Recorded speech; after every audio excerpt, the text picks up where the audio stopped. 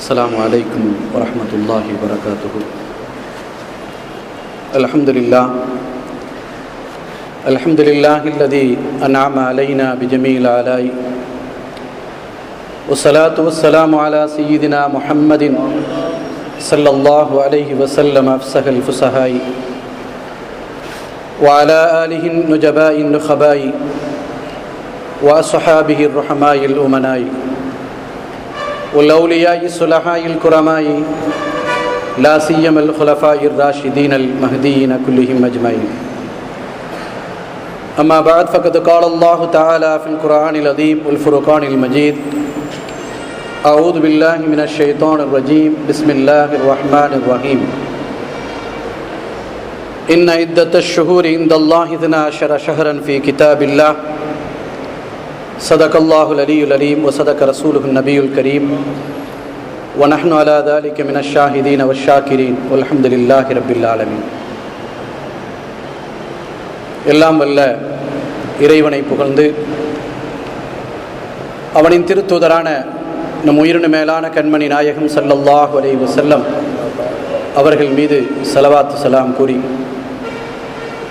அன்னவர்களின் அடிச்சுவட்டில் தடம்பதித்த சத்திய சஹாபாக்கள், உன்னத இமாம்கள், உத்தம வலிமார்கள், நம் நெஞ்சில் நிறைந்த குருமார்கள் அனைவர்களை முன்னிறுத்தி எனது வார்த்தைகளை துவக்கம் செய்கிறேன். சங்கைக்கும் மிகுந்த மேன்மைக்கும் உரிய உலமா பெருமக்களே, பெரியோர்களே, அல்லாஹினுடைய மாபெரும் கிருபையால் அன்னலம் பெருமானார் ஸல்லல்லாஹு அலைஹி வஸல்லம் அவர்களுடைய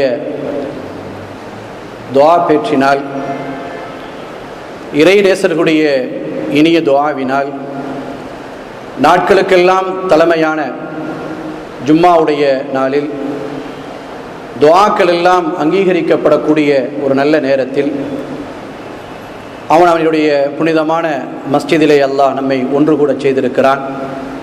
அல்லாஹ் ரப்புல் ஆலமீன் இந்த நாளின் பொருட்டால், இந்த மஸ்ஜிதின் பொருட்டால், இந்த நேரத்தின் பொருட்டால் இறையில்லமாம் திரு காபாவை திரும்பவும் திரும்பவும் தவாபு செய்யும் பாக்கியத்தையும், நம் உயிரினு மேலான கண்மணி நாயகம் ஸல்லல்லாஹு அலைஹி வஸல்லம் அவர்களின் புனிதமான ரவுலா ஷரீஃபை திரும்பவும் திரும்பவும் ஜியாரத்து செய்யும் பாக்கியத்தையும் நமக்கும் நம்மை பெற்றெடுத்த பெற்றோர்கள், நாம் பெற்றெடுத்த மக்கள் எல்லோருக்கும் அல்லாஹ் நசீபாக்கி தருவானாக. அருமையான அல்லாஹ்வினுடைய ரசூலின் உம்மத்தில் அங்கம் வகிக்கக்கூடிய நல்லுள்ளம் கொண்ட பெரியோர்களே, அல்லாஹ் ரப்புல் ஆலமீன் ஒரு புனிதமான ஒரு மாதத்தை வரிசைப்படுத்தி திருமறையிலே தெளிவுபடுத்துகிறான். அந்த 4 சங்கைக்குரிய மாதங்களில் ஒன்று, அல்லாஹ்விடத்திலும் அல்லாஹினுடைய ரசூலிடத்திலும் உயர்ந்த கண்ணியத்தையும் மகிமையும் பெற்ற முஹர்ரத்தினுடைய மாதம். இந்த சங்கைக்குரிய மாதத்திலே அல்லாஹினுடைய ரசூல் நமக்கு எதை தெளிவுபடுத்தி காட்டினார்களோ அந்த அடிப்படையில் பல்வேறு விசேடங்களையும் காரியங்களையும் நம்முடைய வாழ்க்கையில் நாம் செயல்படுத்தி கொண்டிருக்கிறோம். ஸல்லல்லாஹு அலைஹி வஸல்லம் அவர்கள் இந்த மாதத்தினுடைய சிறப்பை பற்றி உயர்வுபடுத்தி சொல்கின்ற பொழுது ஒரு முறை இப்படி சொல்வார்கள்: முஹர்ரம் மாதம் இருக்கிறதே, துஆக்கள் அதிகமாக அங்கீகரிக்கப்படக்கூடிய மாதம். உங்களுடைய எல்லா விதமான அமல்களும் கூடுதலாக அல்லாஹ்வின் பார்வையில் செலுத்தப்படக்கூடிய நேரம். எனவே சங்கைக்குரிய அந்த மாதத்தை நீங்கள் அடைந்து கொண்டால் அதிகம் அதிகம் இபாதத்திலும் துஆக்களிலும் உங்களுடைய நாட்களை கழியுங்கள் என்று நம் உயிரினு மேலான கண்மணி நாயகம் ஸல்லல்லாஹு அலைஹி வஸல்லம் அவர்கள் நமக்கு தெளிவுபடுத்தி காட்டுவார்கள். இன்றைய நம்முடைய இஸ்லாமிய சகோதரர்களிடத்திலே, நம்முடைய இளைஞர்களுக்கு மத்தியிலேயே நம்முடைய இஸ்லாமிய புத்தாண்டு துல்ஹஜ்ஜில் முடிகிறது, முஹர்ரத்தில் ஆரம்பமாகிறது. அதை வரிசைப்படுத்தி சொல்வதற்கு சொன்னால் கூட நம்மின் பழைய இளைஞர்களுக்கு அந்த மாதத்தை முறைப்படுத்தி சொல்ல தெரியவில்லை. ஆங்கிலேயருடைய மோகத்திற்கு உட்பட்டதற்கு பின்னால் ஜனவரியை தொடர்ந்து சொல்லக்கூடிய நம்முடைய குழந்தைகள் இந்த இஸ்லாமிய மாதத்தினுடைய பெயர்களை வரிசைப்படுத்தி சொல்வதற்கு ஏனோ தயங்குகிறார்கள். சொல்வதற்கு பெற்றோர்கள் சொல்லிக் கொடுக்கவில்லை, இந்த சமுதாயம் அதை கண்டு கொள்ளவில்லை. ஒன்றை நாம் தெரிந்து கொள்ள வேண்டும். 1000 கால வருடமாக இஸ்லாமிய புத்தாண்டினுடைய அந்த காலங்களும் வரிசைகளும் தான் இந்த உலகத்திலே பின்பற்றப்பட்டது. ஆனால் எப்பொழுது சற்றப்ப 130 150 ஆண்டுகளுக்கு முன்னால் தான் இந்த இஸ்லாமிய புத்தாண்டினுடைய அந்த பெயர்கள் எல்லாம், இஸ்லாமிய மாதத்தினுடைய பெயர்கள் எல்லாம் மிகவும் எடுபட்டு போய்விட்டது. அன்றைய நாட்டிலே 150 வருடங்களுக்கு முன்னால் எகிப்தை ஆண்டு கொண்டிருந்த கூடிய நம்முடைய கலீஃபாவாக இருந்தவர் இஸ்லாமிய ஒரு மார்க்க தலைவர் ஹுதைபியா என்றவருடைய பெயர் வரலாற்றிலே பதியப்படுகிறது. நாட்டினுடைய மிகப்பெரிய பொருளாதார வீழ்ச்சி ஏற்பட்ட போது அவர் பிரிட்டனையும் இன்னும் பல வளர்ந்த நாடுகளிடத்திலும் உதவி கேட்கிறார். என் நாட்டினுடைய நிலைமை மிக மோசமாக இருக்கிறது என்று. அப்பொழுது 8 அம்ச கோரிக்கைகள் வைத்து இந்த அடிப்படையின் கீழ் நீங்கள் வந்தால் உங்களுடைய நாட்டுக்கு நாங்கள் உதவி செய்கிறோம் என்று சொன்னார்கள். அதில் முதலாவது என்ன தெரியுமா? இஸ்லாமிய புத்தாண்டு என்று முஹர்ரம் தொடங்குகிறீர்களே, அந்த பெயரை நீங்கள் மறக்கடித்து விடுங்கள். ஆங்கிலேய அந்த ஆண்டினுடைய மாதத்தினுடைய பேருக்கு வாருங்கள். அப்படி வந்தால் நிச்சயமாக உங்களுக்கு நாங்கள் உதவுகிறோம் என்று 8 ஒப்பந்தங்களில் முதல் ஒப்பந்தமே இஸ்லாமிய புத்தாண்டினுடைய முஹர்ரம் தொடக்கம் துல்ஹஜ் வரை நீங்கள் வரிசைப்படுத்தி சொல்லக்கூடிய அரபி பெயர்களை விட்டுவிடுங்கள் என்று சொன்னார்கள். ஏனோ ஒரு காரணத்தினால் அவர்கள் பொடுபோக்காக அதை விட்டார்கள். அதிலிருந்துதான் ஆங்கில மோகங்கள் தொடங்கியது. இஸ்லாமிய மார்க்கத்தினுடைய பெயர்களும் நம்முடைய அந்த ஹிஜ்ரியினுடைய துவக்கத்திலிருந்து துல்ஹஜ் வரையிலும் கணக்கெடுப்பதை நம்முடைய மக்கள் விட்டார்கள். இன்று அளவும் அது விடுபட்டு கொண்டே இருக்கிறது என்பதை வேதனையோடு நான் பதிவு செய்கிறேன். இந்த ஹிஜ்ரி என்று சொல்லக்கூடிய இந்த புத்தாண்டு எதற்காக ஹிஜ்ரி என்று பெயரிட்டார்கள்? எத்தனையோ புத்தாண்டினுடைய நிகழ்ச்சிகளின் போது எத்தனையோ ஆர்ப்பாட்டங்களும் ஆபாசங்களும் குவிந்து கிடக்கக்கூடிய இந்த உலகத்திலே முஹர்ரத்தினுடைய இஸ்லாமிய புத்தாண்டில் ஏதாவது கேலி கூத்துக்கள் நடக்கிறதா? ஏதாவது கேலி கூத்துக்களும் ஆர்ப்பாட்டமும் நடக்கிறதா? இல்லை. அந்த மார்க்கத்தினுடைய தலைவர்களாக இருக்கக்கூடியவர்கள், குறிப்பாக உலமாக்களும் உமராக்களும் இந்த நாளை தெளிவுபடுத்தி காட்ட வேண்டும். முஹர்ரம் என்று சொல்லக்கூடிய இந்த மாதத்தினுடைய சிறப்பை நாம் சொல்லி காட்ட வேண்டும். இன்று யாருக்கோ அல்ல, நம் சமுதாய இளைஞர்களுக்கு அது ஊட்டப்பட வேண்டிய உன்னதமான காரணத்தில் நாம் இருக்கிறோம். காரணம் அதை பற்றி தெரியவில்லை.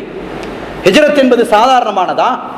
எதை கொண்டு உமர் இப்னு கத்தாப் ரலியல்லாஹு தஆலா அவர்கள் இங்கே அதை நமக்கு படிப்பனையாக தந்தார்கள் நாம் நினைத்து பார்க்கிறோம். அபூ மூஸா அஸ்ஸாரி ரலியல்லாஹு தஆலா அவர்களிடத்திலே ஒரு கடிதம் ஒப்படைக்கப்பட்ட போது உமர் இப்னு கத்தாப் அவர்கள் எழுதி கொடுத்திருக்கிறார்கள். இது எப்பொழுது எழுதினார்கள் என்று தெரியாது. வந்த கடிதத்திற்கு அவர்கள் மறுப்பு எழுதுகிறார்கள். இந்த கடிதம் கிடைக்க பெற்றேன், எப்பொழுது நீங்கள் எழுதினீர்கள் என்று தெரியவில்லை. எனவே ஒரு ஆலோசனை செய்யப்பட்டு அதற்கு பின்னால் பல்வேறு விஷயங்களுக்கு பின்னால் பெருமானார் ஸல்லல்லாஹு அலைஹி வஸல்லம் அவர்கள் சென்றார்களே, இந்த ஹிஜ்ரியிலிருந்து அதை துவங்குவோம் என்று உமர் இப்னு கத்தாப் ரலியல்லாஹு தஆலா அவர்கள் நியமித்தார்கள். இன்று உமர் இப்னு கத்தாப் ரலியல்லாஹு தஆலாவுடைய செயல்பாடுகளை எடுத்துக்கொள்ள மாட்டோம் என்று சொல்லக்கூடியவர்கள், அதை புறந்தள்ளிவிடக்கூடியவர்கள், தங்களுடைய எந்த பத்திரிகைகளிலும் எந்த விஷயங்களிலும் ஹிஜ்ரி என்ற அந்த வார்த்தையை கொண்டு வருவதற்கு அருகதையற்றவர்கள் இந்த சமுதாயத்தில் அவர்கள். காரணம், அந்த ஹிஜ்ரியை உருவாக்கி தந்தவர்கள் உமர் இப்னு கத்தாப் ரலியல்லாஹு தஆலா. எனவேதான் நபிகள் நாயகம் ஸல்லல்லாஹு அலைஹி வஸல்லம் அவர்கள் சொன்னார்கள், ஹிஜ்ரத் என்பது சாதாரணமானது அல்ல. எவ்வளவு கஷ்டங்களுக்கு மத்தியில், எவ்வளவு சோதனைகளுக்கு மத்தியில், எவ்வளவோ மிகப்பெரிய கொடும் விளைவுகளுக்கு மத்தியில் அந்த ஹிஜ்ரத்தை செய்தார்கள். எனவேதான் பெருமானார் ஸல்லல்லாஹு அலைஹி வஸல்லம் அவர்கள் கூட சொல்வார்கள், எங்களிலே முஹாஜிரீன்கள் அன்சாரிகள் எல்லோரும் இருக்கிறார்கள், ஆனால் மக்காவிலிருந்து இடம்பெயர்ந்து வந்தார்களே, புலம்பெயர்ந்து வந்தார்களே, அந்த முஹாஜிரீன்களாக இருக்கக்கூடிய ஹிஜ்ரத் செய்தவர்களுக்கு எங்களிடத்திலே ஒரு அந்தஸ்து இருக்கிறது என்று பெருமானார் ஸல்லல்லாஹு அலைஹி வஸல்லம் அவர்கள் சொல்லுவார்கள். உண்மையான பெருமக்களே, ஹிஜ்ரத்துக்கு சில மனிதர்களாக ஊடுருவி சென்றார்கள். ஆரம்ப காலம் அபிசீனியா என்று சொல்லக்கூடிய அந்த ஊருக்குத்தான் சஹாபிகளை அனுப்பி வைத்தார்கள். காலங்கள் சென்றதற்கு பின்னால் மதீனாவை நோக்கி செல்ல வேண்டும் என்ற அழைப்புகள் வந்ததற்கு பின்னால் பெருமானார் ஸல்லல்லாஹு அலைஹி வஸல்லம் சில சஹாபிகளை முன்கூட்டியே அனுப்பினார்கள். இன்று மக்காவிலே வாழ்வதற்கு இடம் போதாது இருக்கிறது, பிரச்சனைகள் இருக்கிறது என்று சொன்னால், ஒரு இயக்கத்தினுடைய தலைவனாக இருக்கக்கூடியவர்கள் அல்லது ஒரு இயக்கத்தினுடைய வழிநடத்தக்கூடிய தலைவர்களாக இருக்கக்கூடியவர்கள் தாங்கள் தங்களுடைய பாதுகாப்பை முதலிலே சரிப்படுத்த வேண்டும் என்று இடம்பெயர்ந்து சென்று விடுவார்கள். ஆனால் பெருமானார் ஸல்லல்லாஹு அலைஹி வஸல்லம் தன் தோழர்களை எல்லாம் அனுப்பியதற்கு பின்னால் தான் தன்னுடைய பயணத்தை அமைத்தார்கள். என் சித்திக் நாயகம் ரலியல்லாஹு தஆலா அவர்கள் கேட்பார்களே, நாயகமே, நான் எப்பொழுது புறப்பட்டு செல்வது? அப்போது சொன்ன வார்த்தை, உங்களுக்கு அல்லாஹ் ஒரு சாஹிப், ஒரு தோழரை ஏற்படுத்துவான், அவரோடு தான் நீங்கள் பயணம் செல்வீர்கள். எனவேதான் நம்முடைய பெருமக்கள் சொல்வார்கள், சஹாபிகளை ஒருவன் மறுக்கிறான், சஹாபிகளை குறை காண்கிறான், மிகப்பெரிய பாவம் செய்தவனாக ஆகிவிடுவான். ஆனால் சித்தீக் நாயகத்தை குறித்து அவதூறாக பேசினால், அபூபக்கர் சித்தீக் ரலியல்லாஹு தஆலா அவர்களை ஏதாவது தவறாக பேசினால், தவறாக நினைத்தால், அது குர்ஆனின் ஆயத்தை மறுத்தவனாக ஆகிவிடுகிறான். அல்லாஹ் சாஹிப் என்று சொன்னான். எனவே பெருமானார் ஸல்லல்லாஹு அலைஹி வஸல்லம் அந்த உற்ற தோழரை தன்னோடு அழைத்து செல்வதற்கு தயாரானார்கள். சோதனையான கட்டம், கடுமையான கஷ்டங்கள், கடுமையான வேதனைகள் அனைத்தையும் துறந்தார்கள். இன்று நாம் வார்த்தையால் பேசுகிறோம். ஒரு மனிதர், ஒரு சஹாபி தன் குடும்பத்தை இழந்து செல்கிறார், தன்னுடைய பிள்ளைகளை இழந்து செல்கிறார், தன்னுடைய சொந்தங்களை இழந்து செல்கிறார், தனக்கு வருமானம் தரக்கூடிய வியாபாரங்களை விட்டு செல்கிறார். எல்லாவற்றையும் விட்டுவிட்டு சென்றால் அந்த நிலையை நாம் நினைத்து பார்க்கிறோம். வரலாற்றிலே நமக்கு சொல்லப்படுகிறது, முதலாக இந்த ஹிஜ்ரத்தை துவக்கி வைத்தவர்கள் அபூ சலமா, உம்மு சலமா ரலியல்லாஹு தஆலா அன்ஹுமா, அந்த தம்பதியர்கள் தான் முதலிலே ஹிஜ்ரத்தை துவக்கினார்கள். எத்தியோப்பியா என்று சொல்லக்கூடிய அபிசீனியாவை நோக்கி செல்கிறார்கள். அப்படி செல்லக்கூடிய சமயம் அபூ சலமா ரலியல்லாஹு தஆலா அவர்கள் சலமா என்ற அந்த குழந்தையை கையிலே பிடித்துக் கொண்டு தன் மனைவியோடு மக்காவை விட்டு வெளியிலே வருகிறார்கள். இவர்கள் ஹிஜ்ரத் செய்து செல்கிறார்கள் என்று தெரிந்து கொண்டு உடனடியாக உம்மு சலமா ரலியல்லாஹு தஆலா அன்ஹா அவருடைய குடும்பத்தினர்கள் வருகிறார்கள். வந்து அபூ சலமா அவர்களை பார்த்து, உங்களுடைய மனைவியாக இருந்தாலும் கூட ஹிஜ்ரத்துக்கு நீங்கள் அவர்களை அழைத்து செல்வதற்கு விடமாட்டோம் என்று ஒரு கையை பிடித்து உம்மு சலமாவை இழுக்கிறார்கள். உம்மு சலமாவினுடைய இன்னொரு கை அபூ சலமாவுடைய கணவருடைய கையில் இருக்கிறது. அவர்கள் பிடித்து இழுக்கிறார்கள். ஒரு பக்கம் குடும்பம் இருக்கிறது, ஒரு பக்கம் கணவர் இருக்கிறார். உம்மு சலமா ரலியல்லாஹு தஆலா அன்ஹா தன்னுடைய குழந்தை கழுத்தை கட்டி பிடித்துக் கொண்டிருக்கிறது. சலமா இருவரும் இழுக்கிறார்கள். குழந்தை தொங்கிக் கொண்டிருக்கிறது. அல்லாஹுக்காகவும் அல்லாஹ்வின் ரசூலுக்காகவும் நாங்கள் செல்கிறோம், எங்களை விட்டு விடுங்கள் என்று கெஞ்சினார்கள், அழுதார்கள். அந்த குடும்பம் விடவில்லை. கடைசியாக அபூ சலமா ரலியல்லாஹு தஆலா அவர்கள் சொல்கிறார்கள், என் மனைவி எனக்கு தேவையில்லை, அதை விட அல்லாஹும் அல்லாஹ்வின் ரசூலின் பொருத்தம் எனக்கு தேவை. வைத்துக் கொள்ளுங்கள், என் மனைவி நான் தொடர்ந்து செல்ல தயாராக இருக்கிறேன், என் குழந்தையின் இடத்திலே கொடுங்கள். குழந்தையை தூங்கிக் கொண்டு ஓடுகிறார். அபூ சலமா ரலியல்லாஹு தஆலா அன்ஹு அவர்களுடைய குடும்பத்தார்கள் வருகிறார்கள். உன்னையும் விடமாட்டோம், உன் குழந்தையை விடமாட்டோம் என்று சொல்லி அந்த குடும்பத்தினர் ஒரு குழந்தையை ஒரு பக்கம் இழுக்கிறார்கள், இவரை ஒரு பக்கம் இழுக்கிறார்கள். இவ்வளவு திண்டாட்டத்துக்கும் கஷ்டத்திற்கும் பின்னால் எனக்கு மனைவியும் தேவையில்லை, என் குழந்தையும் தேவையில்லை, அல்லாஹ்வின் ரசூலின் வாக்கு எனக்கு முக்கியமானது, நான் இப்பொழுதே சென்று விடுகிறேன் என்று சொல்லி அபூ சலமா ரலியல்லாஹு தஆலா அவர்கள் எல்லாவற்றையும் துறந்து, பச்சிலம் குழந்தை, தன்னுடைய ஆசை மனைவி, தன்னுடைய குடும்பம் எல்லாவற்றையும் துறந்துவிட்டு அல்லாஹ்வுக்காகவும் அல்லாஹ்வின் ரசூலுக்காகவும் அபிசீனியாவை நோக்கி சென்றார்கள். துவக்கமாக ஹிஜ்ரத்தை துவக்கி வைத்தவர்கள் அவர்கள்தான். ஹிஜ்ரத் என்றும் நாடு துறந்தார்கள் என்றும் என்று வார்த்தையால் சொல்கிறோமே, எவ்வளவு சிரமங்களை சந்தித்திருக்கிறார்கள், எவ்வளவு கஷ்டங்களை சந்தித்திருக்கிறார்கள். வரலாற்றிலே மிக அழகான ஒரு வரலாறை பெருமானார் ஸல்லல்லாஹு அலைஹி வஸல்லம் தன் அன்போடு, தன் பாசத்தோடு, தன் நேசத்தோடு நெருங்கி நின்ற ஒரு தோழரை குறித்து நமக்கு சொல்வார்கள். வரலாற்றிலே சொல்லப்படுகிறது, ஜாஃபர் இப்னு அபீ தாலிப் ரலியல்லாஹு தஆலா அவர்கள் பெருமானார் ஸல்லல்லாஹு அலைஹி வஸல்லம் அவர்களுடைய அந்த முழு சாயலையும், அவர்களின் அந்த அழகை அப்படியே ஒத்து இருக்கக்கூடியவர்கள். எப்படி ஹசன் ரலியல்லாஹு தஆலா அவர்களை பார்த்தால் பெருமானாருடைய முழு தோற்றம் தெரிகிறதோ, பெருமானாரை பார்க்க வேண்டும் என்று சொன்னால் ஜாஃபர் இப்னு அபீ தாலிபுடைய முழு தோற்றமும் அப்படியே இருக்கும். அந்த அளவிற்கு அழகான தோற்றத்தை உடையவர்கள். ஜாஃபர் இப்னு அபீ தாலிப் ஆரம்ப காலத்தில் தன் மனைவியோடு அபிசீனியாவுக்கு சென்றார்கள். தன்னுடைய அழகான வியாபாரங்கள், குடும்பங்கள், சொத்துக்கள் எல்லாவற்றையும் விட்டுவிட்டு அபிசீனியாவுக்கு சென்றார்கள். அபிசீனியாவில் யாரும் அவருக்கு தெரியவில்லை. புதிய நாட்டிற்கு செல்கிறார்கள், புலம்பெயர்ந்து செல்கிறார்கள். அபிசீனியாவில் எந்த சொந்தமும் இல்லை, அங்கே பேசும் மொழிகள் கூட அவருக்கு தெரியவில்லை. தன் மனைவியோடு பிள்ளையோடு போய் இறங்கி அந்த இடத்தில் அவர்கள் இருக்கிறார்கள். எந்த உதவியும் அவர்களுக்கு இல்லை. ஆனால் சிறு சிறு காசுகளை கொண்டு வியாபாரத்தில் இறங்கினார்கள், வியாபாரம் செய்கிறார்கள். வியாபாரம் செய்கின்ற பொழுதே, அந்த பொருளை விற்கின்ற பொழுது ஜாஃபர் இப்னு அபீ தாலிப் ரலியல்லாஹு தஆலா அவர்கள் கூடவே மார்க்கத்தையும் புகட்டினார்கள். அந்த மக்களுக்கு மார்க்கத்தை புகட்டினார்கள்.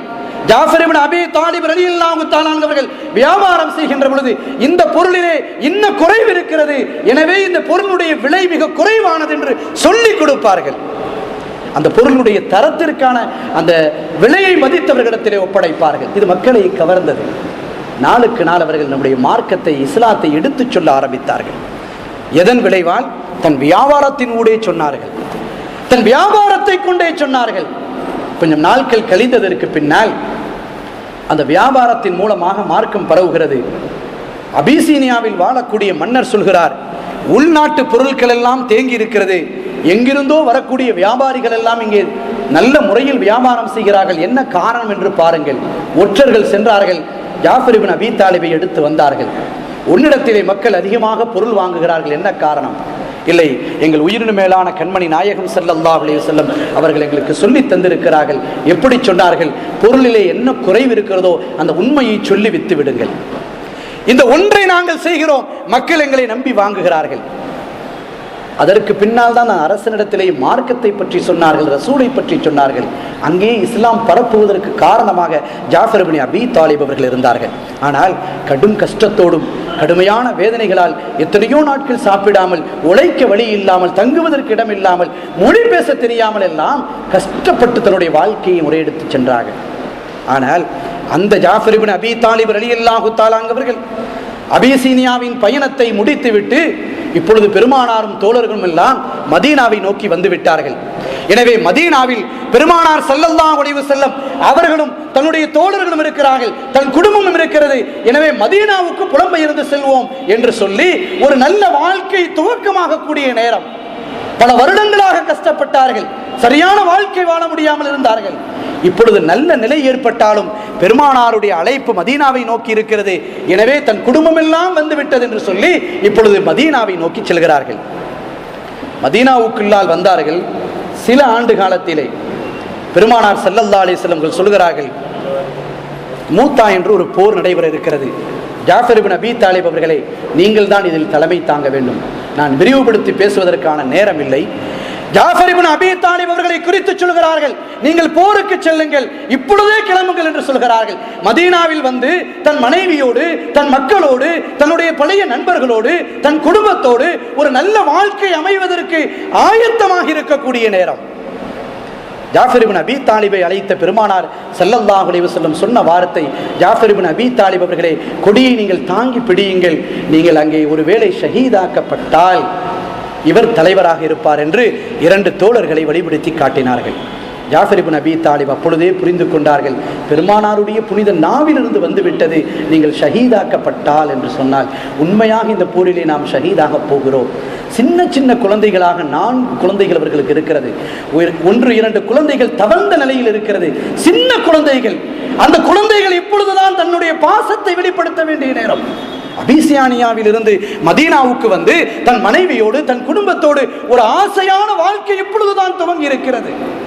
ஆனால் பெருமானார் இப்பொழுது ஷஹீதாக்கப்பட்டால் என்று சொன்னார்களே, இந்த போருக்கு சென்றால் நிச்சயமாக நாம் ஷஹீதாக்கப்படுவோம் என்று அவர்களுக்கு தெரியும். இடையிலே ஒரு செய்தி, ஜாஃபர் இப்னு அபீ தாலிப் அவர்கள் ஷஹீதாக்கப்பட்டு குற்றுயிரும் குறையுருமாக கிடக்கிறார்கள். அந்த இடத்திற்கு தோழர்கள் வந்து அவர்களுக்கு தண்ணீர் கொடுக்க ஆயத்தமான போது அவர்கள் சொன்னார்களாம், நான் காலையில் புறப்பட்டு வருகின்ற பொழுதே நான் நோன்பு வைத்த நிலையில் வந்தேன். என்ன காரணம் தெரியுமா? பெருமானார் ஸல்லல்லாஹு அலைஹி வஸல்லம் அவர்கள் சொன்னார்கள், நீங்கள் ஒருவேளை ஷஹீதாக்கப்பட்டால் என்று சொன்னார்கள். நான் ஷஹீதாக்கப்படுவேன் என்று எனக்கு தெரியும். நான் நோன்பு இருந்த நிலையில் உயிர் பிரிந்தால் அல்லாஹ்விடத்திலே மிகப்பெரிய அன்புக்குரியவனாக நான் மாறிவிடுவேன். நான் நோன்பு நிறைந்த நிலையிலேயே அல்லாஹ்வை பார்க்க வேண்டும். எனவே மக்ரிபினுடைய வக்துக்கு வாங்கள், ஒருவேளை நான் உயிரோடு இருந்தால் எனக்கு நீங்கள் தண்ணீரை தாருங்கள், நான் பருகிக் கொள்கிறேன். இல்லை என்று சொன்னால் என்னை அப்படியே ஷஹாதத்தோடைய பதவியோடு நோன்பிருந்த நிலையோடு அல்லாஹ்வை சந்திக்க செய்யுங்கள் என்று ஜாஃபர் இப்னு அபீ தாலிப் அவர்கள் சொன்னார்கள். போருக்கு செல்கிறோம், ஷஹீதாக்கப்படுவோம், சின்ன சின்ன குழந்தைகள் இருக்கிறது, மனைவியோடு சந்தோஷமான வாழ்க்கை இப்பொழுதுதான் துவங்குகிறது என்று தெரிந்த போதும் கூட அல்லாஹ்வின் ரசூலினுடைய சொல் இருக்கிறது, அல்லாஹ்வின் பொருத்தம் இருக்கிறது, அது இதை விட மேலானது என்று நினைத்தார்களே. நோன்பு நிறைந்த நிலையில் அவர்கள் சென்றார்கள். எனவே மக்ரிபினுடைய வக்துக்கு போய் நாங்கள் பார்த்தோம், ஜாஃபர் இப்னு அபீ தாலிபுடைய உயிர் பிரிந்து விட்டது. அல்லாஹ்வின் அழகிலே நோன்பு இருந்த நிலையிலேயே அவர்கள் சென்று விட்டார்கள். அங்கே நடந்த அந்த வரலாற்று நிகழ்வை மஸ்ஜிது நபவியினுடைய பள்ளிவாசலிலிருந்து பெருமானார் ஸல்லல்லாஹு அலைஹி வஸல்லம் அதை விவரிக்கிறார்கள். விவரித்துவிட்டு மிம்பரின் மீது இருந்த பெருமானார் ஸல்லல்லாஹு அலைஹி வஸல்லம் இதோ ஜாஃபர் இப்னு அபீ தாலிப் இப்பொழுது ஷஹீதாக்கப்படுகிறார்கள் என்று சொல்லி கண்ணீர் விட்டு அழுதார்கள். பெருமானார் ஸல்லல்லாஹு அலைஹி வஸல்லம் இவ்வளவு தூரமாக அழுத ஒரு நிகழ்வை நாங்கள் பார்த்ததில்லை என்று சஹாபிகள் சொல்கிறார்கள். அவ்வளவு வேதனைப்பட்டார்கள். அந்த செய்தியை சொல்லியதற்கு பின்னால் இரண்டாவது தோழர் ஏதோ கொடியை தாங்கி பிடிக்கிறார் என்று சொன்ன நிலையிலேயே பெருமானார் மிம்பரை விட்டு கீழே இறங்கினார்கள். அழுத முகத்தோடு அப்படியே ஜாஃபர் இப்னு அபீ தாலிப் ரலியல்லாஹு தஆலா அன்ஹுடைய இல்லத்திற்கு போகிறார்கள். உள்ளே நுழைந்தால் சின்ன குழந்தைகள் பெருமானாரை ஓடி வந்து அப்படியே கெட்டி பிடிக்கிறது, காலை சுற்றி கொள்கிறது. பெருமானார் ஸல்லல்லாஹு அலைஹி வஸல்லம் அழுகை இன்னும் கூடியது. என்ன காரணம்? என்னுடைய தந்தை வந்து விட்டார். பெருமானாருடைய சாயலில் ஒத்திருப்பார்களே ஜாஃபர் இப்னு அபீ தாலிப், அதே சாயலில் இருக்கக்கூடிய தந்தை வந்து விட்டார் என்று சின்ன குழந்தைகள் தந்தை வந்து விட்டார் என்று சொல்லியே போய் கட்டி பிடிக்கிறது. பெருமானாரால் அந்த அழுகையை தாங்கிக் கொள்ள முடியவில்லை. கண்ணீர் விட்டு சப்தமிட்டு அழுதார்கள். அழுதபோது உள்ளே மாவை அரைத்துக் கொண்டிருக்கக்கூடிய மனைவி ஜாஃபர் இப்னு அபீ தாலிபுடைய மனைவி வெளியிலே ஓடி வருகிறார்கள். என்ன, அவர்கள் அழகான ஆடைகளை அணிந்திருக்கிறார்கள், தன் கணவனுடைய வருகை எதிர்பார்த்து இருப்பதிலேயே அழகான ஆடைகளை தன் குழந்தைகளுக்கு கொடுத்திருக்கிறார்கள். காலையில் போர் முடிகிறது, இரவிலே அவர்கள் திரும்பி வருவார்கள். எத்தனையோ ஆண்டு காலம் அபிசீனியாவில் வாழ்ந்தோம், சொந்தங்கள் இல்லாமல் பந்தங்கள் இல்லாமல் எந்த விதமான பாசத்தையும் வெளிப்படுத்த முடியாமல் வாழ்ந்தோம். ஆனால் இன்று ஜாஃபர் இப்னு அபீ தாலிப் சந்தோஷத்தினுடைய உச்சியில் இருக்கிறார், குடும்பத்தோடு வாழ்கிறார், நெருங்கிய சொந்தத்தோடு வந்திருக்கிறோம், மதீனாவில் சிறப்பான வாழ்க்கையை நாம் துவங்கி இருக்கிறோம் என்று சொல்லி தன் கணவர் வருகிறார் என்று மாவு அரைத்து ரொட்டி சுடுவதற்கு அவர்கள் தயாராகி தனக்கும் அழகான ஆடைகளை அணிந்து இருக்கக்கூடிய குழந்தைகளுக்கும் அழகான ஆடைகளை போட்டு அவங்க வசைப்படுத்தி வைத்திருக்கிறார்கள். கண்ணீர் விட்டு அழுது பெருமானார் ஸல்லல்லாஹு அலைஹி வஸல்லம் அவர்களை நோக்கி மனைவி அவர்கள் கேட்கிறார்கள், யா ரசூலுல்லாஹ், தாங்கள் அழுது கொண்டிருக்கிறீர்களே, என்ன காரணம்? ஜாஃபர் இப்னு அபீ தாலிபினுடைய செய்தி ஏதாவது வந்ததா என்று அவருடைய மனைவி கேட்கிறார்கள். ஸல்லல்லாஹு அலைஹி வஸல்லம் இன்னும் அழ ஆரம்பித்தார்கள். அழுதுவிட்டு சொன்னார்களாம், போரிலே செய்தி வந்தது, ஜாஃபர் இப்னு அபீ தாலிப் அவர்கள் வஃபாத் ஆகிவிட்டார்கள் என்று சொன்னபோது அந்த பெண்மணி அப்படியே கதறி அழுகிறார்கள், சப்தமிடுகிறார்கள். தாங்கிக் கொள்ள முடியவில்லை, எதுவும் சொல்வதற்கு முடியவில்லை, கண்ணீர் விட்டு அழுகிறார்கள். இறைவா, இது என்ன சோதனை?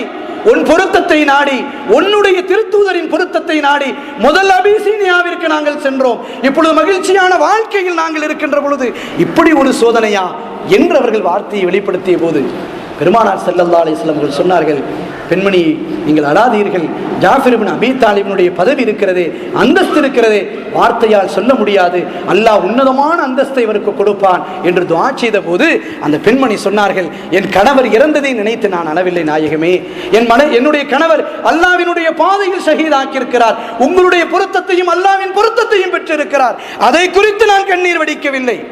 சின்னஞ்சிறு குழந்தைகளாக இருக்கிறதே, இது இனி இவர்களுக்கு பொறுப்பேற்பது யார்? இவர்களை வளர்த்தெடுப்பது யார்? எத்தனை கஷ்டங்களுக்கு மத்தியில் இந்த குழந்தைகளை நாங்கள் பெற்றெடுத்தோம், எப்படி இந்த குழந்தைகளுடைய நான் வாழ்க்கையை கழிப்பேன் என்று சொன்னபோது நபிகள் நாயகம் ஸல்லல்லாஹு அலைஹி வஸல்லம் அப்பொழுது சொன்னார்கள், இந்த குழந்தைகளுக்கு இந்த உலகத்திலும் நான் பொறுப்பேற்கிறேன், மறுமையிலும் நான் பொறுப்பேற்கிறேன். ஜாஃபர் இப்னு அபீ தாலிப் செய்த அந்த தியாகம் இருக்கிறதே, உன்னதமான தியாகம், இந்த குழந்தைகளை நான் பொறுப்பேற்றுக் கொள்கிறேன் என்று சொல்லி இரண்டு கைகளால் அந்த குழந்தைகளை தோளிலே தூக்கி வைத்து பெருமானார் ஸல்லல்லாஹு அலைஹி வஸல்லம் அவர்கள் வேக வேகமாக ஜாஃபர் இப்னு அபீ தாலிபினுடைய வீட்டிலிருந்து வெளியிலே வருகிறார்கள். வந்து சஹாபிகளை அழைத்தார்கள், வாருங்கள் வாருங்கள், ஜாஃபர் இப்னு அபீ தாலிபினுடைய வீட்டிற்கு மரண செய்தி வந்திருக்கிறது, உடனடியாக அந்த குழந்தைகளை கவனியுங்கள், அவர்களுக்கு உணவை சமைத்துக் கொடுங்கள், அவர்களுடைய துக்கங்களில் பங்கெடுங்கள் என்று அப்பொழுதுதான் பெருமானார் ஸல்லல்லாஹு அலைஹி வஸல்லம் அறிவித்தார்கள். அந்த ஹதீஸின் அடிப்படையில் தான் இன்றும் நம்முடைய சமுதாயத்தில் பக்கத்திலே வஃபாத் ஆகிவிட்டார்கள் என்று சொன்னால் சொந்த பந்தங்கள், அக்கம் பக்கத்தில் இருக்கக்கூடியவர்கள் உணவை தயாரித்தவர்களுக்கு கொடுப்பது, அவர்களுடைய பிள்ளைகளை அழைத்து உணவு கொடுப்பது, அவர்களுடைய பிள்ளைகளை கவனித்துக் கொள்வது, அன்று முழுமையாக அந்த மையத்தை அடக்க வரையிலும் அந்த சொந்த பந்தங்கள் எல்லாம் சூழ இருந்து அந்த குடும்பத்தினுடைய கவலைகளில் பங்கெடுக்கிறார்களே, பெருமானார் ஸல்லல்லாஹு அலைஹி வஸல்லம் அவர்கள் பதிவு செய்த விஷயம் என்பதை நாம் தெரிந்து கொள்ள வேண்டும். ஹிஜ்ரத் ஒன்றும் சாதாரணமான விஷயம் அல்ல, ஹிஜ்ரத் ஒன்றும் சாதாரணமாக நிகழ்ந்த நிகழ்வு அல்ல. மிகப்பெரிய போராட்டத்திற்கு மத்தியில், மிகப்பெரிய கஷ்டங்களுக்கு மத்தியில், மிகப்பெரிய சோதனைகளுக்கு மத்தியில் குடும்பத்தை துறந்து, சொந்தங்களை துறந்து, தங்களுடைய பிள்ளைகளை துறந்து, ஆசையான தங்களுடைய மனைவியை துறந்து, மிகப்பெரிய பொருளீட்டக்கூடிய வியாபாரங்களை துறந்தவர்கள், அப்படி தங்களுடைய வாழ்க்கையை கழித்தவர்கள். அப்படி ஹிஜ்ரத்திற்கு சென்றவர்கள். ஆனால் அந்த வரலாறுகள் எல்லாம் இன்று மறக்கடிக்கப்படுகிறது. இந்த சமுதாயத்திற்கு மத்தியிலே அது சொல்வதற்கு தகுதியானவர்களாக சுன்னத்துல் ஜமாத்தினுடைய அடிப்படையில் இருக்கக்கூடிய நாம் தான் அதை கொண்டு சேர்த்து கொண்டிருக்கிறோம். இந்த சமுதாயத்திற்கு இன்றைய புத்தாண்டுகள் எல்லாம் ஏன் கொண்டாட வேண்டும், ஏன் அதை நினைத்து பார்க்க வேண்டும், ஏன் அதை பற்றி பேச வேண்டும் என்றெல்லாம் கேட்கக்கூடிய காலத்தில் வாழ்கிறோம் என்று சொன்னால் நாம் யாருக்கோ அல்ல, நம் சந்ததிகளுக்கு அதை உணர்த்த வேண்டிய கட்டாயத்தில் இருக்கிறோம். ஹிஜ்ரத் என்றால் என்ன, என்ன நடந்தது, அதை உணர்த்த வேண்டிய கட்டாயத்தில் நாம் இருக்கிறோம். பெருமானார் ஸல்லல்லாஹு அலைஹி வஸல்லம் அவர்கள் சொல்வார்கள், உம்மு குல்தூம் என்று சொல்லக்கூடிய ஒரு சஹாபியத்தான பெண்மணி, எல்லோரும் ஹிஜ்ரத்துக்கு வந்து இருக்கிறார்கள் மதீனாவை நோக்கி. அப்படி வந்தால் ஒரு குடும்பமாக, ஒரு கோத்திரமாக, ஒரு 4-5 பேர்களாக வந்தார்கள். ஆனால் மக்காவிலிருந்து தன்னந்தனியாக நடந்து வந்த ஒரு பெண்மணி உம்மு குல்தூம் ரலியல்லாஹு தஆலா அன்ஹா நடந்தே வருகிறார்கள் மக்காவிலிருந்து. இவ்வளவு கஷ்டங்கள் பாருங்கள். ஒரு பெண்மணி தனிமையாக எத்தனை நாள் பயணங்கள். மக்காவிலிருந்து அவர்கள் நடந்தே வருகிறார்கள் மதீனாவுக்கு. பெருமானார் ஸல்லல்லாஹு அலைஹி வஸல்லம் மதீனாவுக்குள்ளால் அவர்களை பார்த்துவிட்டு கேட்டார்கள், உம்மு குல்தூம், என்ன காரியம் செய்திருக்கிறீர்கள்? எத்தனை நாட்களாக நீங்கள் நடந்து வந்தீர்கள்? யாரும் உங்களோடு வரவில்லையா? நீங்கள் தனிமையாக வந்தீர்கள்? ஆம் நாயகமே, பல நாட்களாக நடந்து பாதை தெரியாமல் எங்கெல்லாமோ சென்று நான் சுற்றி வருகிறேன் என்று உம்மு குல்தூம் ரலியல்லாஹு தஆலா அன்ஹா ஒரு தனி பெண்மணியாக நடந்து வந்தார்கள். ஆனால் அவர்கள் வந்த நேரம் என்ன தெரியுமா? ஹுதைபியாவினுடைய உடன்படிக்கை இருக்கக்கூடிய நேரம், ஹுதைபியாவினுடைய உடன்படிக்கை நடைமுறையில் இருக்கக்கூடிய காலம். எனவே இந்த செய்தி கேள்விப்பட்டு குறைஷிகள் வருகிறார்கள். ஒரு 10-15 பேர்கள் வந்தார்கள். நாம் என்ன ஒப்பந்தம் செய்திருக்கிறோம்? மக்காவிலிருந்து ஒருவர் வருவாரேயானால் அவர் மதீனாவிலே நீங்கள் எடுத்துக்கொள்ளக் கூடாது, நீங்கள் திருப்பி அனுப்பிவிட வேண்டும் என்றல்லவா ஒப்பந்தம் போட்டு இருக்கிறோம். நீங்கள் வாக்குறுதிக்கு மாறு செய்யாதவர்கள், நீங்கள் அல் அமீன் என்று பெயர் பெற்றவர்கள், நீங்கள் உண்மையானவர் என்று பெயர் பெற்றவர்கள். எனவே இந்த பெண்மணி எங்களிடத்திலே திருப்பி தர வேண்டும் என்று மிகப்பெரிய கசையடி கொடுப்பதற்கு தயாராகி நிற்கிறார்கள்.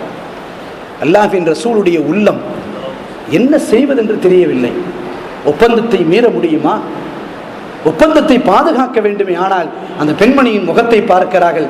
எத்தனை நாட்கள் கலைந்து, எத்தனை பாலைவனத்தினுடைய சூடுகளை தாங்கி தனிமையிலே வந்திருக்கிறார்களே, என்ன ஆறுதல் சொல்வது, என்ன ஆறுதல் சொல்வது? அல்லாஹ் சொன்னான், அல்லாஹ் அந்த நேரத்திலே இறக்கினான். ஒப்பந்தமா? அதை நீங்கள் திருப்பி படித்து பாருங்கள். அந்த ஒப்பந்தத்தை எழுதியவர்கள் யார்? அந்த ஒப்பந்தத்தில் வாசங்களை சொன்னவர்கள் யார்? எல்லாம் அவர்கள் தான் எழுதினார்கள். நீங்கள் கையெழுத்து மட்டும் தான் போட்டீர்கள். ஒப்பந்தத்தை எழுதியதெல்லாம் குறைஷிகள். எனவே அதை எடுத்து வாசிக்க சொல்லுங்கள் என்று அல்லாஹ் திருமறையிலே ஒரு குர்ஆனின் ஆயத்தை அந்த நேரத்தில் இறக்கினான். யா அய்யுஹன் நபியு இதா ஜாஅகல் முஃமினாத்து முஹாஜிராத்தின் ஃபம்தஹினூஹுன். இந்த ஆயத்திலே அல்லாஹ் சொல்லுவான், ஹிஜ்ரத் செய்து வந்திருக்கக்கூடிய அந்த பெண் இருக்கிறார்களே, அவர்கள் அல்லாஹ்வும் அல்லாஹ்வின் ரசூலின் பொருத்தத்திற்காக வந்தார்களா என்று பாருங்கள். அப்படி இருக்குமானால் உள்ளே எடுத்துக் கொள்ளுங்கள். உள்ளே எடுத்துக்கொண்டால் வாக்குறுதிக்கு மாறு செய்வதா? சொன்ன வாக்குறுதியை மீறுவதா? இஸ்லாமிய வரலாற்றில் இன்று வரை பெருமானார் எதிலும் சற்று வார்த்தையால் தவறி நின்றார்கள் என்று எதிலும் சுட்டிக்காட்ட முடியாது. எந்த தலைவரும் சுட்டிக்காட்ட முடியாது. உண்மையினுடைய உறைவிடம் அல்லவா? என்ன செய்வது? குர்ஆனின் ஆயாத்தின்படி, அல்லாஹ்வின் கட்டளையின்படி அவர்களை உள்ளே எடுப்பதா, இல்லை நிச்சயமாக வாக்குறுதியை பேணுவதா? இப்போது அல்லாஹ்வின் ஆயத்தல்லவா, குர்ஆனினுடைய ஆயத்தல்லவா, என்ன செய்து கொள்வது? பெருமானார் ஸல்லல்லாஹு அலைஹி வஸல்லம் அந்த ஒப்பந்தத்தை எடுத்து வாருங்கள் என்று சொன்னார்கள். ஒப்பந்தம் கொண்டு வரப்பட்டது. பாருங்கள் நாம் எப்படி எழுதியிருக்கிறோம்.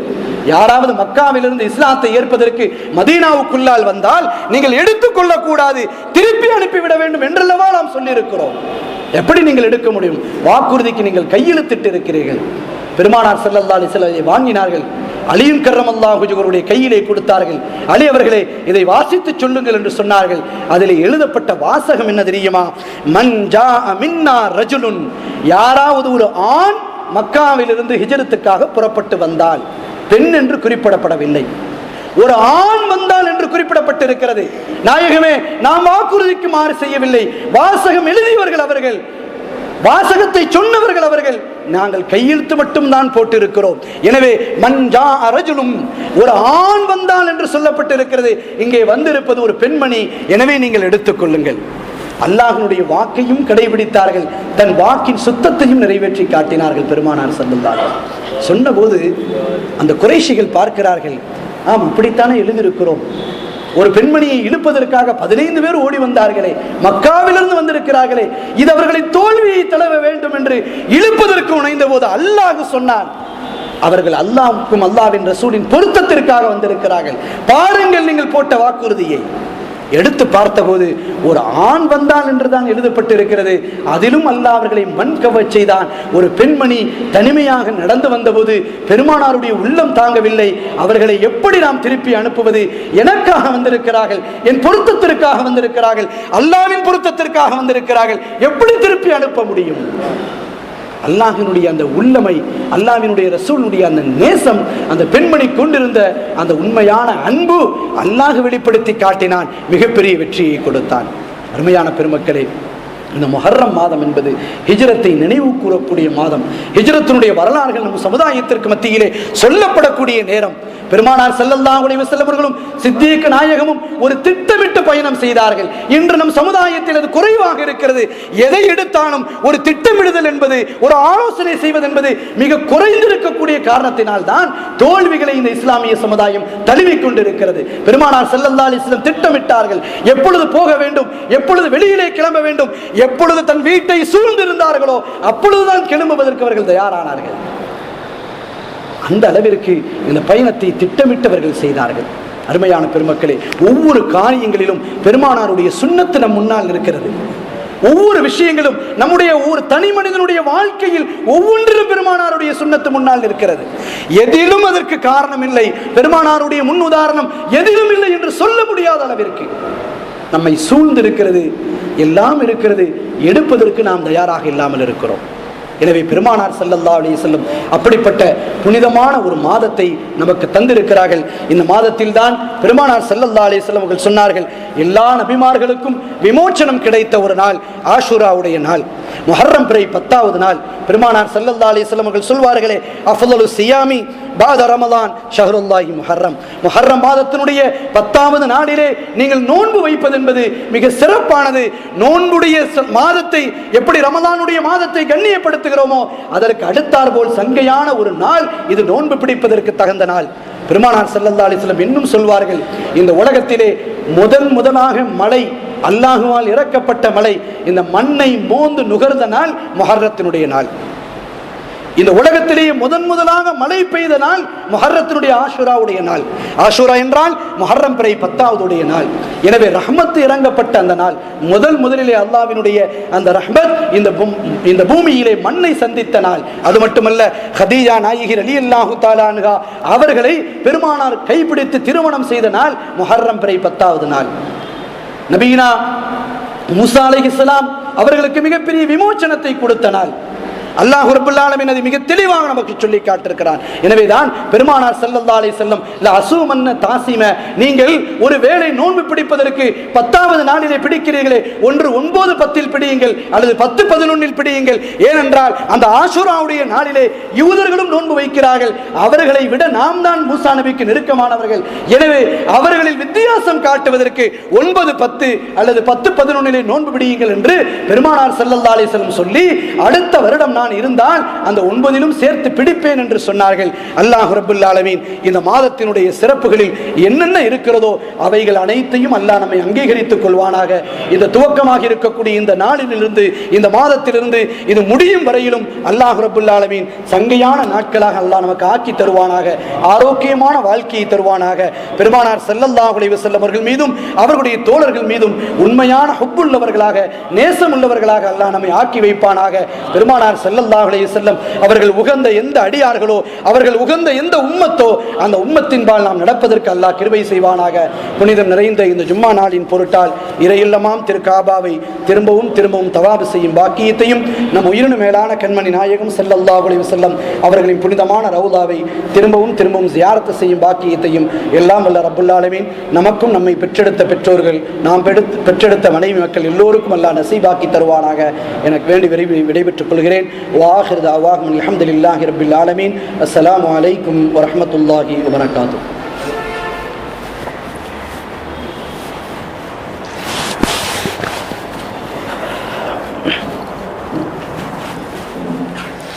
தண்ணீர் இருக்குது மாமா.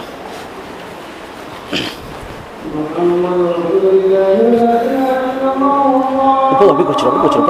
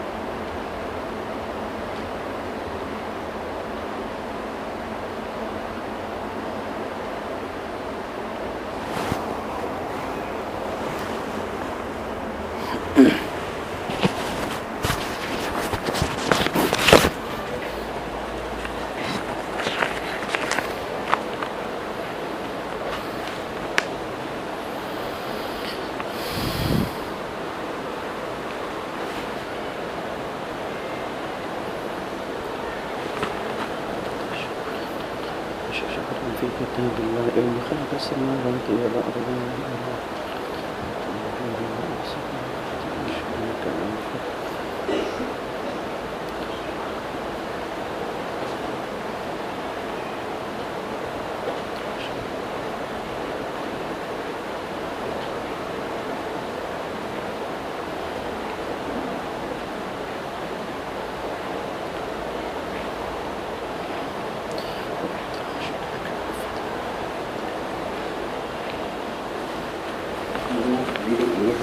bukan tinggi kita nih banget ini கொஞ்சம் முன்னுக்கு வந்து சரி ஃபஸ்ட்டு சலாங்கிட்டு உட்காந்துருக்கோம் வரமே இல்லை ஒவ்வொரு இதில் ஒரு மாதிரி இதுக்கு தான் கேட்குறேன் இல்லை வந்தோடனே சலாங்கிட்டு உட்காந்துருக்கோம் அதுக்கு பிறகு சலாங்க சொல்லுவாங்க ரெண்டாவது ஜும்மா உட்காந்து எழும்புறது தான் ரெண்டாவது ஜும்மா உட்காந்து எழும்புறது தான் அது ஆமாம் சரி சரி சார் வந்துடுவா سيد العرب والعجم وإمام مكة والمدينة والحرم يا رب زده شرفا وكرما وبرا ومحابة وتعليما يا معاشر المسلمين رحمكم الله روى البخاري ومسلم عن أبي هريرة رضي الله عنه أنه قال قال رسول الله صلى الله عليه وسلم إذا قلت لصاحبك يوم الجمعة أمسك والإمام يعود فقد رواه فاستمعوا أنصتوا رحمكم الله يغفر الله لنا ولكم ولجميع المسلمين والمؤمنين أجمعين واستغفروا إنه هو الغفور الرحيم. أنبات الإسلام يا سهودر إمام الله سهودر نجبات العلم والعيوين سنة الكولة وإمام الذين في الله صلى الله عليه وسلم أبو هريرة رضي الله تعالى عنه آمين وعلمني كانت في خطاب كيف الله تعالى لكم ولكم نلعب كل آمين آمين يا رب العالمين.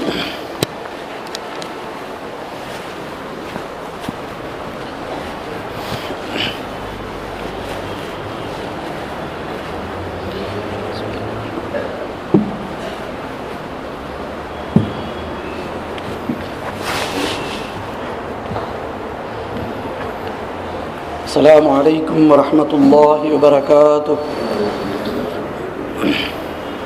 اللهم صل وسلم على رسولك سيدنا ونبينا مولانا محمد وبارك وسلم عليه.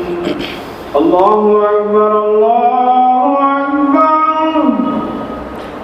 الله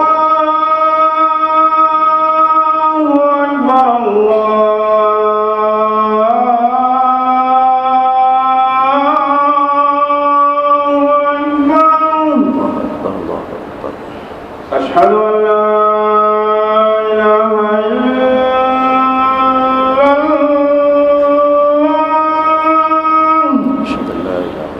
أشهد أن لا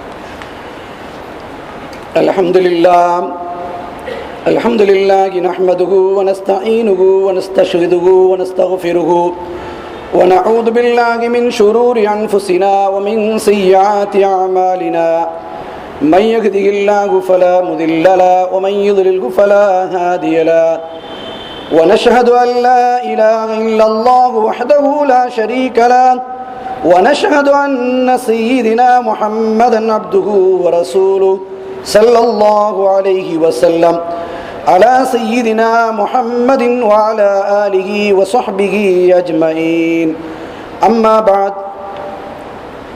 فأوصيكم عباد الله وإياي بتقوى الله أيها الناس ارحموا من في الأرض يرحمكم من في السماء وقال رسول الله صلى الله عليه وسلم من كان يؤمن بالله واليوم الآخر فليقل خيرا أو ليصمت ومن كان يؤمن بالله واليوم الآخر فليكرم جاره ومن كان يؤمن بالله واليوم الآخر فليكرم ضيفه جائزته يوما وليلته وضيافته 3 أيام ومن كان يؤمن بالله واليوم الآخر فعليه الجمعة يوم الجمعة إلا على مريض أو مسافر أو امرأة أو صبي أو مملوك فمن استغنى بلهو أو تجارة استغنى الله عنه والله غني حميد جعلنا الله من الآملين الفالحين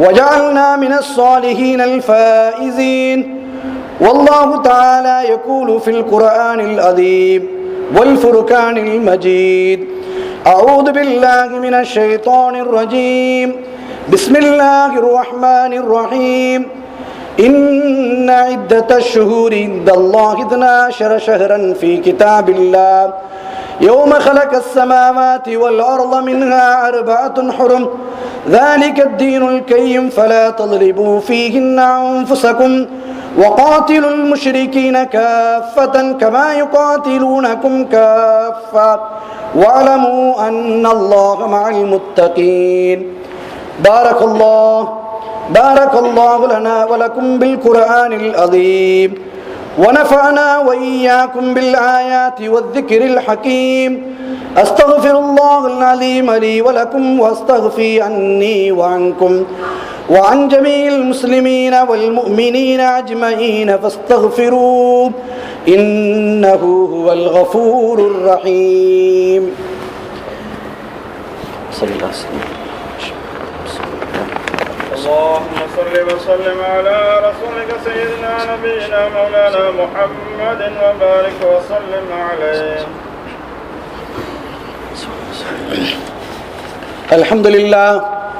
الحمد لله حمدا كثيرا كما أمر وأشهد أن لا إله إلا الله وحده لا شريك له إرغاما لمن جهد به وكفر وأشهد أن سيدنا محمدا عبده ورسوله سيد البشر صلى الله عليه وسلم على سيدنا محمد وعلى آله وصحبه ما اتصلت عين بنظر أما بعد أيها الناس أوصيكم عباد الله وإياي أولا بتقوى الله اتقوا الله العليم عز وجل وأطيعوه واعلموا عباد الله أن الله تعالى أمرنا بالصلاة والتسليم على نبيه صلى الله عليه وسلم فقال إن الله وملائكته يصلون على النبي يا أيها الذين آمنوا صلوا عليه وسلموا تسليما اللهم صل على سيدنا ونبينا ومولانا وحبيبنا وشفينا وهادينا ومربنا ومرشدنا وقرة أعيننا وثمرة فؤادنا محمد صلى الله عليه وسلم إمام الأبرار وسمام الكفار وشفيع الأمة إلى الجبار وعلى آله البررة الأخيار وأصحابه السادات الأبرار اللهم ارض عن الخلفاء الأربعة أمير المؤمنين سيدنا أبي بكر الصديق رضي الله تعالى عنه أمير المؤمنين سيدنا عمر بن الخطاب رضي الله تعالى عنه وأمير المؤمنين سيدنا عثمان بن عفان رضي الله تعالى عنه، أمير المؤمنين سيدنا علي بن أبي طالب رضي الله تعالى عنه، وعن الستة الباقين من العشرة المبشرة رضي الله تعالى عنهم، وعن الإمامين الجليلين سيدنا أبي محمد الحسن وسيدنا أبي عبد الله الحسين رضي الله تعالى عنهما، وعن أمهما فاطمة الزهراء رضي الله تعالى عنها، وعن سائر بنات النبي صلى الله عليه وسلم، وعن عم نبينا سيدنا أبي غمارة حمزة وسيدنا أبي الفضل عباس رضي الله تعالى عنهما، وعن أزواج الطاهرات أمهات المؤمنين رضي الله تعالى عنهن، وعن بقية الصحابة والتابعين رضوان الله تعالى عليهم أجمعين. اللهم اغفر للمؤمنين والمؤمنات والمسلمين والمسلمات الأحياء منهم والأموات إنك مجيب الدعوات يا قاضي الحاجات ويا منزل البركات، طيب ثراهم واجعل الجنة مثواهم. اللهم أعز الإسلام والمسلمين، اللهم أعز الإسلام والمسلمين، اللهم أعز الإسلام والمسلمين، وأذل الشرك والكفرة والمشركين، واختم لنا بخير وفضل برحمتك يا أرحم الراحمين.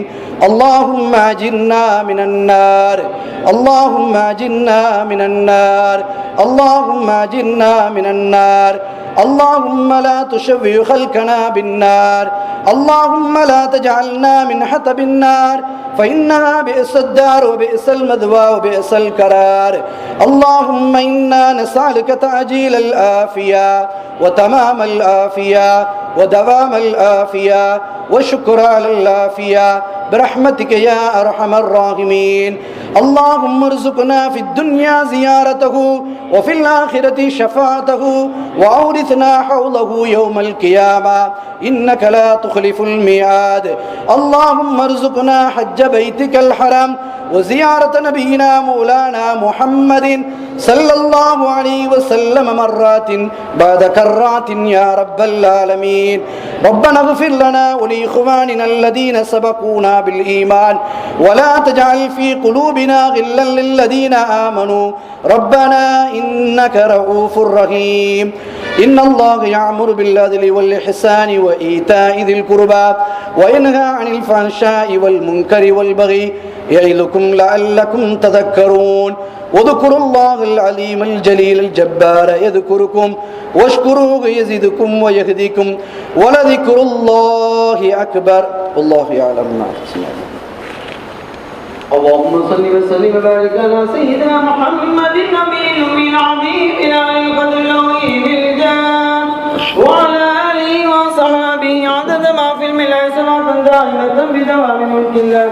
الله اكبر الله اكبر، اشهد ان لا اله الا الله، اشهد ان محمدا رسول الله. حي على الصلاة، حي على الفلاح، قد قامت الصلاة، قد قامت الصلاة. الله أكبر الله أكبر، لا إله إلا الله، لا إله إلا الله محمد رسول الله.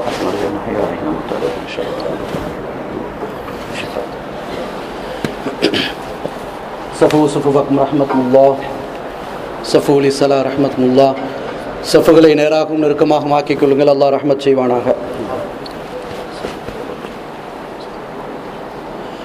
அல்லாஹு அக்பர்.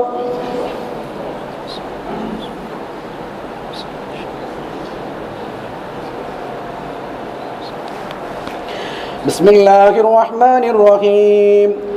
அல்ஹம்துலில்லாஹி ரப்பில் ஆலமீன். அர்ரஹ்மானிர் ரஹீம். مالك يوم الدين. إياك نعبد وإياك نستعين. اهدنا الصراط المستقيم، صراط الذين أنعمت عليهم غير المغضوب عليهم ولا الضالين.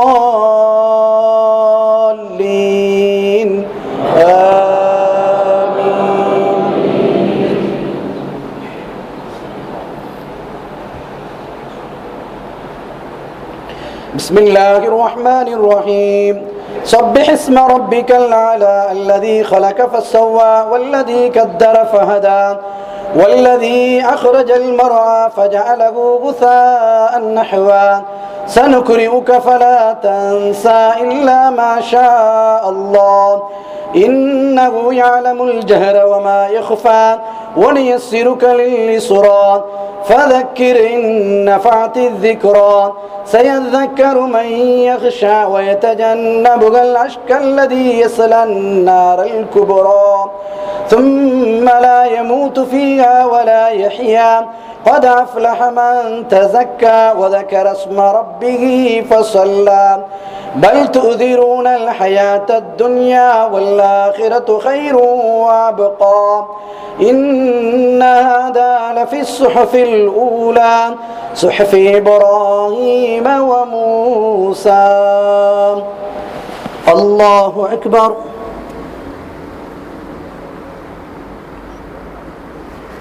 سمع الله لمن حمده. الله أكبر.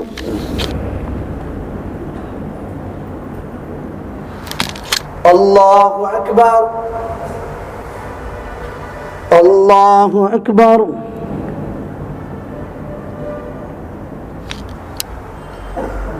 الله أكبر.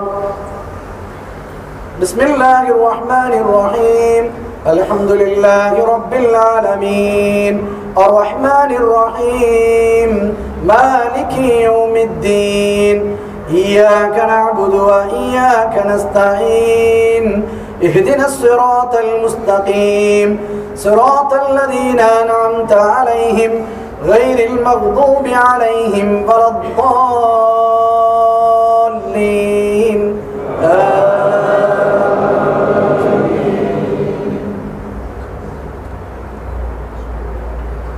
بسم الله الرحمن الرحيم هل أتاك حديث الغاشية وجوه يومئذ خاشعة عاملة ناصبة تصلى نارا حامية تسقى من عين آنية ليس لهم طعام إلا من ضريع لا يسمن ولا يغني من جوع وجوه يومئذ ناعمة لصعيها راضية في جنة عالية لا تسمع فيها لاغية فيها عين جارية فيها سرر مرفوعة وأكواب موضوعة ونمارق مصفوفة وزرابي مبثوثة أفلا ينظرون إلى الإبل كيف خلقت وإلى السماء كيف رفعت وإلى الجبال كيف نصبت وإلى الأرض كيف سطحت فذكر إنما أنت مذكر لست عليهم بمسيطر إلا من تولى وكفر فيعذبه الله عذابا الأكبر إن إلينا إيابهم ثم إن علينا حسابهم. الله أكبر. سمع الله لمن حمده. الله أكبر. الله أكبر. الله أكبر.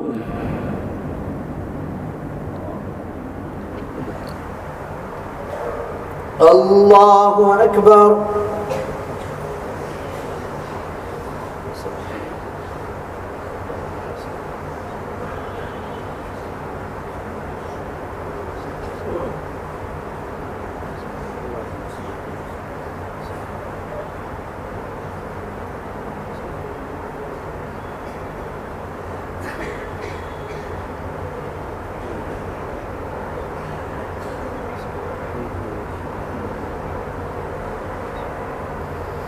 السلام عليكم ورحمة الله. السلام عليكم ورحمة الله. أعوذ بالله من الشيطان الرجيم. بسم الله الله الرحمن الرحيم إن الله وملائكته يصلون على النبي يا أيها الذين آمنوا صلوا عليه وسلموا تسليما اللهم صل على محمد اللهم صل عليه وسلم اللهم صل على محمد اللهم صل عليه وسلم اللهم صل على محمد اللهم صل عليه وسلم اللهم صل على محمد اللهم صل عليه وسلم اللهم صل على محمد اللهم صل عليه وسلم اللهم صل على محمد اللهم صل عليه وسلم اللهم صل على محمد اللهم صل عليه وسلم اللهم صل على محمد اللهم صل عليه وسلم اللهم صل على محمد اللهم صل عليه وسلم اللهم صل على محمد يا ربي صل عليه وسلم صلى الله جميع الأنبياء والمرسلين إلى ملائكته إلهنا سبحان الله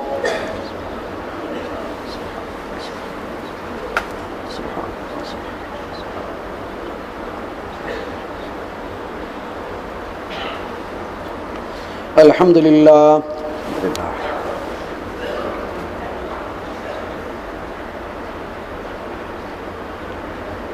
الحمد لله الله أكبر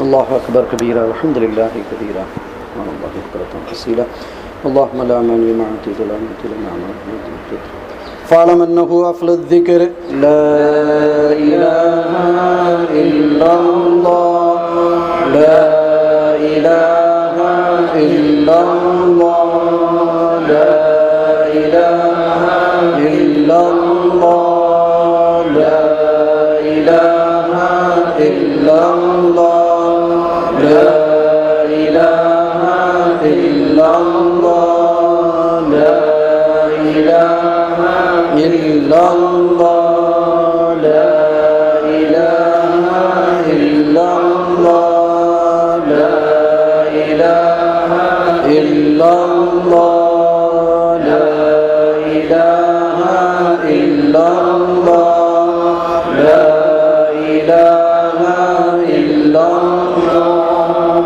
لا إله إلا الله محمد رسول الله صلى الله عليه وسلم آمين الحمد لله رب العالمين حمدا يوافي نعمائك في مزيدا واعف عنا يا كريم يا رحيم يا الله اللهم صل على سيدنا نبينا مولانا محمد طب القلوب دوائها وعافية الأبدان وشفائها ونور الأبصار وضيائها وعلى آله وصحبه وسلم اللهم إنا نسألك أهل الهدى والتقى والعفاف والغنى اللهم يا عالم سر منا لا تهديك ستر عنا وعافنا واعف عنا وكلنا حيث كنا برحمتك يا أرحم الراحمين اللهم اكتب لكل واحد منا براءة من النار وأمانا من العذاب وخلاصا من الحساب وجوازا على الصراط ونصيبا من الجنة والنجاة من النار والعفو عند الحساب اللهم احسن عاقبتنا في الأمور كلها وأجرنا من خزي الدنيا وعذاب الآخرة توفنا مسلمين وألحقنا بالصالحين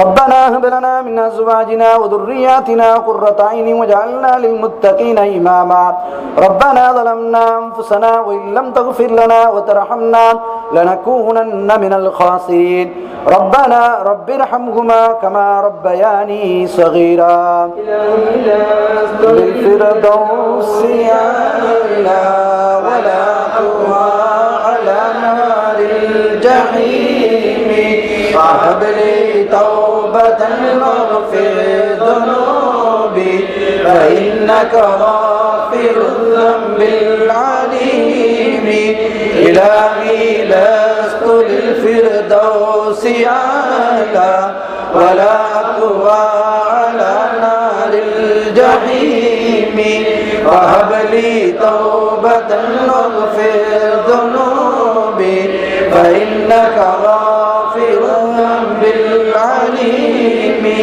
إلهي لست للفردوس أعلى ولا أقوى على نار الجحيم فهب لي توبة واغفر ذنوبي فإنك غافر الذنب العليم إلهي لست للفردوس أعلى ولا أقوى على نار الجحيم فهب لي توبة واغفر ذنوبي فإنك غافر الذنب العليم إلهي لست للفردوس أعلى ولا أقوى على نار الجحيم فهب لي توبة واغفر ذنوبي فإنك غافر الذنب العليم وصلى الله على سيدنا محمد النبي الأمي وعلى آله وصحبه وسلم سبحان ربك رب العزة عما يصفون سلام المرسلين والحمد لله رب العالمين سبحان ربك رب العزة عما يصفون وسلام المرسلين والحمد لله رب العالمين آمين بفضل سبحان ربك رب العزة عما يصفون وسلام المرسلين والحمد لله رب العالمين صلى الله على صلى الله عليه وسلم صلى الله على محمد صلى الله عليه وسلم صلى الله على محمد يا ربي صل عليه السلام عليكم إن شاء الله تعالى يقول حاجاني منتصرا அதாவது ஷேக் தெளிவுடன் ஹஜ்ரத் நாயிம் அவர்களே அருமை மனைவி கடந்த அக்டோபர் மாதம் 1ஆம் தேதி காலம் சென்றார்கள் பின்னாடி ராஜூன் அன்னார்கள் அவர்களின் சிறப்பான வாய்ப்பு ஜனாதா இப்பொழுது இங்கே நடத்தப்படும் அனைவரும் கலந்து கொள்ளுமாறு இந்த பணியுடன் கொள்ளப்படுகின்றது. அத்துடன் இன்ஷா அல்லாஹ் தஆலா ஆசுரா நாளை முன்னிட்டு எதிர்வரும் 11ஆம் தேதி செவ்வாய்க்கிழமை பள்ளி வாயிலில் மௌலித் இன்ஷா அல்லாஹ் தஆலா 5 மணி அளவில் ஓதப்பட்டு இன்ஷா அல்லாஹ் தஆலா பயானும் நாசம் வழங்கப்படும். அனைவரும் அதில் கலந்து சிறப்பித்து பயன்படுத்தி பெறுமாறு கேட்டுக்கொள்ளப்படுகிறது. அத்துடன் இன்ஷா அல்லாஹ் தஆலா இந்த ஜிபட்டகா பள்ளி வாசலில் வளமையான மகரிப் தொழுகைக்கு பின் நடைபெற்று வரும் புனித குருதா